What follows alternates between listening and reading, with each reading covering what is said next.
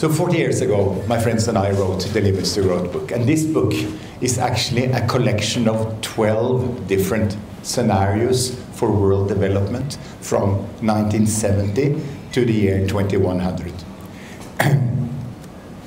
6 of those futures were kind of sad stories where things went wrong in one way or the other.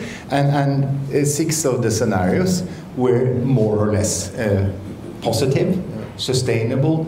Things went relatively well in this century. What is important is that at the time in 1972, one did not know enough to be able to tell which of those 12 futures was the most likely. Today, we're now 40 years down the line, and we know very much more about both world developments and about how the planet is faring. First of all, we know that growth has indeed continued for another 40 years since the no-growth debate started.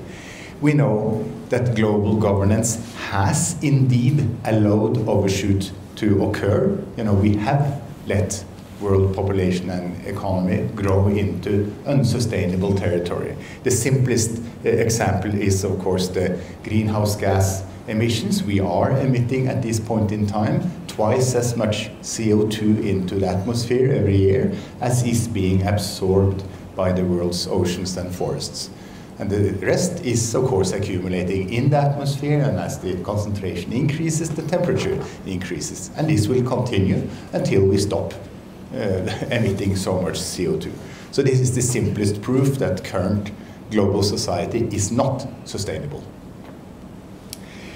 We know much more, as I said, and actually I think we know so much more at this point in time that it is actually possible to make a forecast about what will actually happen over the next 40 years, not another scenario analysis saying that if we do so, then this will happen.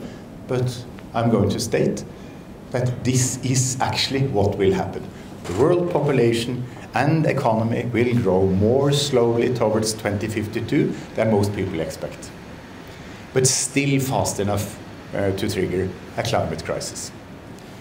And the second one is that consumption will stagnate. You know, the most cherished variable, income after tax, will stagnate because the world society will have to spend ever more on repair and adaptation.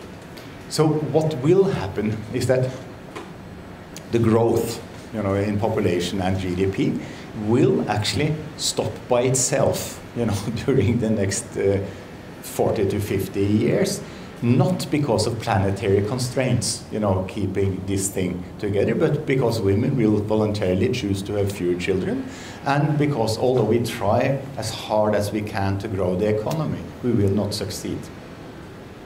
Which is an interesting solution to the problem of endless growth on a finite planet, and it basically will just peter out.